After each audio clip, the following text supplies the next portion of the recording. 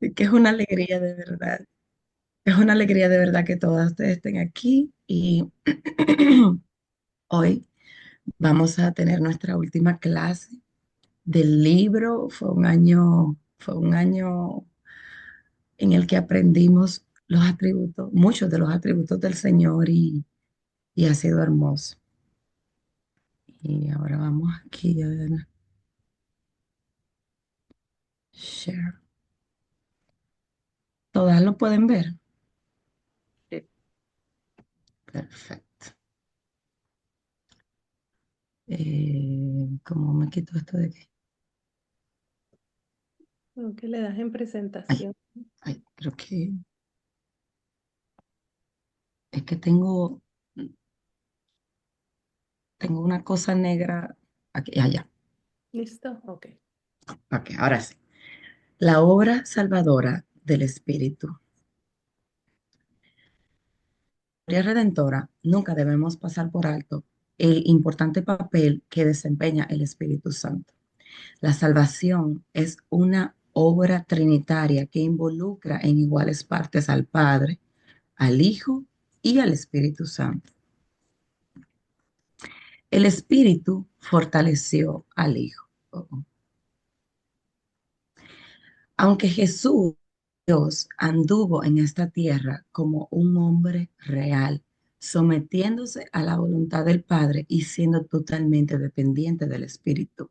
Y aquí lo podemos ver en Lucas 4, 1 y versículo 14. Jesús, lleno del Espíritu Santo, volvió del Jordán y fue llevado por el Espíritu al desierto. Y Jesús volvió en el poder de toda Galilea y se difundió su fama por toda la tierra alrededor. Jesús obra en el poder del Espíritu. ¿Pudiera alguien ayudarme a leer Hechos 10:38 y Hebreos 9:14? Como Dios ungió con el Espíritu Santo y con poder a Jesús de Nazaret, y como éste anduvo haciendo bienes y sanando a todos los oprimidos por el diablo, porque Dios estaba con él. Hebreos 9:14. Cuanto más la sangre de Cristo, el cual mediante el Espíritu Eterno se ofreció a sí mismo sin mancha a Dios, limpiará vuestras conciencias de obras muertas para que sirváis a Dios vivo. Amén. El Espíritu estuvo involucrado en el ofrecimiento del Hijo como sacrificio. Aunque es imposible entender la plenitud del significado e Papi, implicaciones le de dice este al hermano. texto, es claro que Ay, el Espíritu Santo ayudó o fortaleció al Hijo de alguna manera ay, cuando se ofreció a sí mismo lo en el tiene mucho. Calvario. Así como el Espíritu Santo fortaleció al Hijo para que viviera una vida perfecta y llevara a cabo su ministerio, también lo fortaleció para que se ofreciera como un sacrificio propiciatorio. El Espíritu resucitó al Hijo. La resurrección del Hijo de entre los muertos no solo fue la obra del Padre y del Hijo, también fue la obra del Espíritu Santo. ¿Alguien puede ayudarme leyendo Romanos 8:11? Y si en el espíritu de aquel que levantó de los muertos a Jesús mora en vosotros, el que libertó a los muertos en Cristo Jesús, vivirá también sorry, vivirá también nuestros cuerpos mortales en su espíritu que mora en nosotros. Amén. Las escrituras nos enseñan que el hombre es radicalmente depravado y completamente dependiente de la obra del Espíritu Santo. Para que el hombre sea salvo, el Espíritu debe regenerar, convencer de pecado, revelar, habitar interiormente y sellar. El Espíritu regenera al pecador. La palabra regenerar viene del verbo latino regenerare, re de nuevo, plus generare, que significa crear o procrear. La Biblia enseña que el hombre está muerto espiritualmente.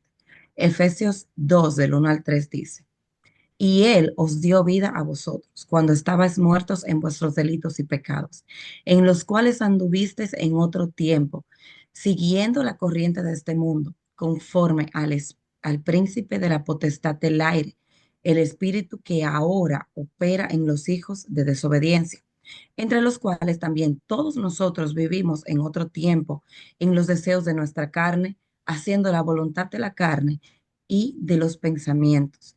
Y éramos por naturaleza hijos de ira, lo mismo que los demás.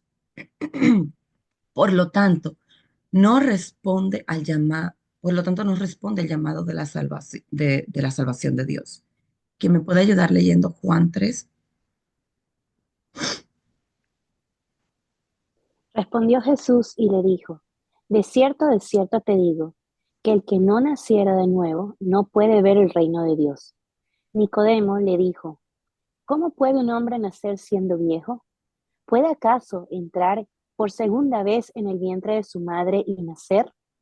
Respondió Jesús, de cierto te digo, que el que no naciere de agua y del Espíritu no puede entrar en el reino de Dios. Lo que es nacido de la carne, carne es, y lo que es nacido del Espíritu, Espíritu es. Amén. La frase nacer de nuevo traduce dos palabras griegas. La primera es genao, que significa procrear, dar a luz o engendrar, y anoten, sobre o de nuevo. En la creación del universo, el Espíritu de Dios se movía sobre la superficie de las aguas y produjo orden y vida, según Génesis 1:2. Esta misma obra vivificadora del Espíritu tiene que ocurrir antes de que el pecador pueda oír, apreciar o responder en obediencia al mensaje salvador del Evangelio. Aquí son usadas dos palabras: regeneración, de origen o nacimiento, y renovación, que es sobre o de nuevo. ¿Qué me puede ayudar leyendo Tito 4:3?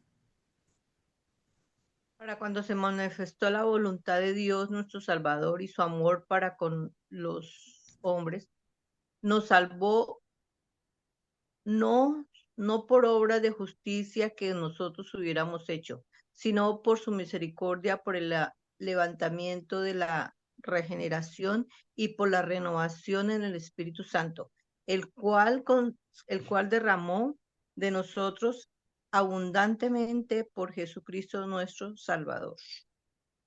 La importancia del Espíritu Santo en la conversión del creyente no puede ser sobreenfatizada. Su obra inicial en nuestro corazón y mente es la fuente de nuestra respuesta salvadora de arrepentimiento y fe. El Espíritu convence de pecado al pecador.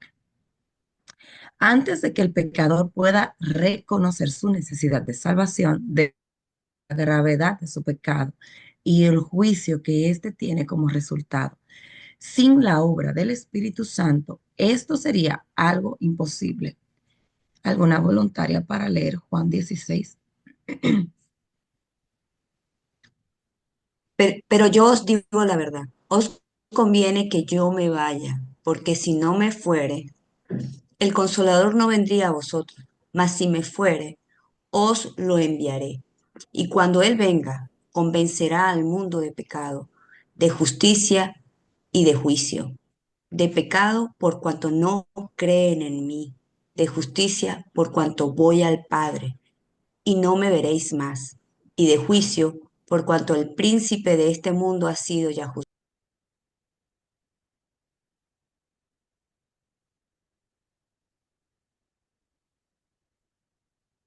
Significa exponer, condenar o reprobar.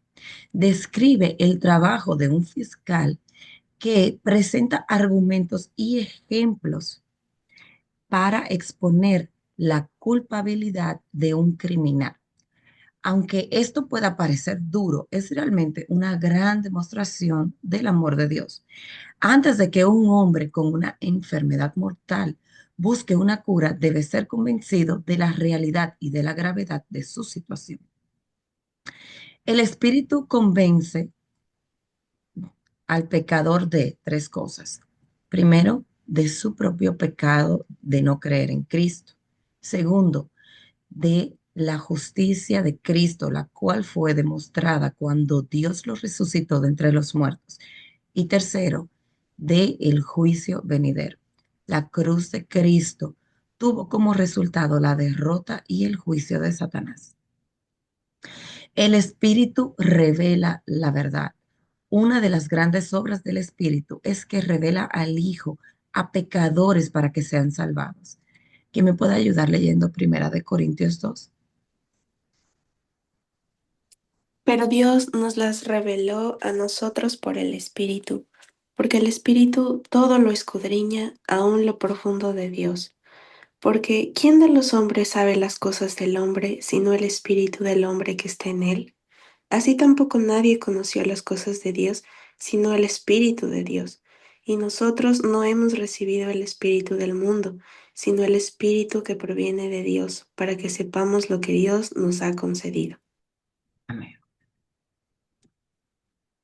El Espíritu Santo es el agente que revela la verdad de Dios a los hombres. Sin embargo, es muy importante reconocer que el Espíritu revela la verdad al creyente y al incrédulo, a través de las enseñanzas de las Escrituras, fundamentalmente. El Espíritu ilumina nuestra mente y nos capacita para entender lo que Él mismo ha escrito. Por lo tanto, si no estudiamos y no escudriñamos las Escrituras, esto sería algo casi imposible. El Espíritu Santo, perdón, ¿qué pasó aquí? Sí. El Espíritu Santo es el agente que revela la verdad de Dios a los hombres. Sin embargo, es muy importante reconocer que el Espíritu revela la verdad al creyente y al incrédulo a través de las enseñanzas de las Escrituras espiritualmente. El Espíritu ilumina nuestra mente y nos capacita para entender lo que Él mismo ha escrito. ¿Quién me puede ayudar leyendo segunda de Pedro 1? Entendiendo primero esto, que ninguna profecía de la Escritura es de interpretación privada, porque nunca la profecía fue traída por voluntad humana, sino que los santos hombres de Dios hablaron siendo inspirados por el Espíritu Santo. Amén. Oh, oh. Ok. Primera de, Juan 16 dice, pero cuando venga el Espíritu de verdad, Él os guiará a toda verdad, porque no hablará por su propia cuenta, sino que hablará todo lo que oyere y os hará saber las cosas que habrán de venir. Él me glorificará porque tomará de lo mío y los hará saber. Estas promesas de Jesús fueron hechas principalmente a los apóstoles por medio de quienes el Nuevo Testamento sería escrito. Sin embargo, también encontramos verdades que son aplicadas a todos los creyentes. Cualquier obra o revelación verdadera del Espíritu Santo siempre glorificará a la persona y a la obra propiciatoria de Cristo. El Espíritu Santo no traerá la atención sobre sí mismo. El Espíritu habita en los que creen y sella. Una de las verdades más hermosas y poderosas acerca del Espíritu Santo es que Él habita en cada verdadero creyente en Cristo y nos sella como hijos redimidos de Dios. Por medio del Espíritu, el Padre y el Hijo hacen su obra en nosotros. ¿Quién me puede ayudar leyendo Juan 7 y Juan 14? En el último y gran día de la fiesta, Jesús se puso en pie y alzó la voz, diciendo, si alguno tiene sed, venga a mí y beba. El que cree en mí, como dice la Escritura, de su interior correrán ríos de agua viva. Esto dijo del Espíritu Santo que habían de recibir los que creyesen en él, pues aún no había venido el Espíritu Santo, porque Jesús no había sido aún glorificado. Juan 14:23. Respondió Jesús y le dijo: El que me ama, mi palabra guardará, y mi Padre le amará, y vendremos a él y haremos morada con él. La palabra morada traduce del verbo griego moné, el cual denota una habitación, una morada o un lugar para vivir. Romanos 8:9 dice, mas vosotros no vivís según la carne, sino según el Espíritu, si es que el Espíritu de Dios mora en vosotros. Y si alguno no tiene el Espíritu de Cristo, no es de él. Este texto no debería ser visto solo como una advertencia, sino también como un gran estímulo. El Espíritu Santo habita en cada creyente genuino, desde el cristiano más maduro hasta el recién convertido. ¿Alguien me puede ayudar leyendo Efesios 1? En él también vosotros, habiendo oído la palabra de verdad, el evangelio de vuestra salvación, y habiendo creído en él, fuiste sellado con el Espíritu Santo de la promesa, que es las arras de nuestra herencia, hasta la redención de la posesión adquirida para alabanza de su gloria. Amén. Oh.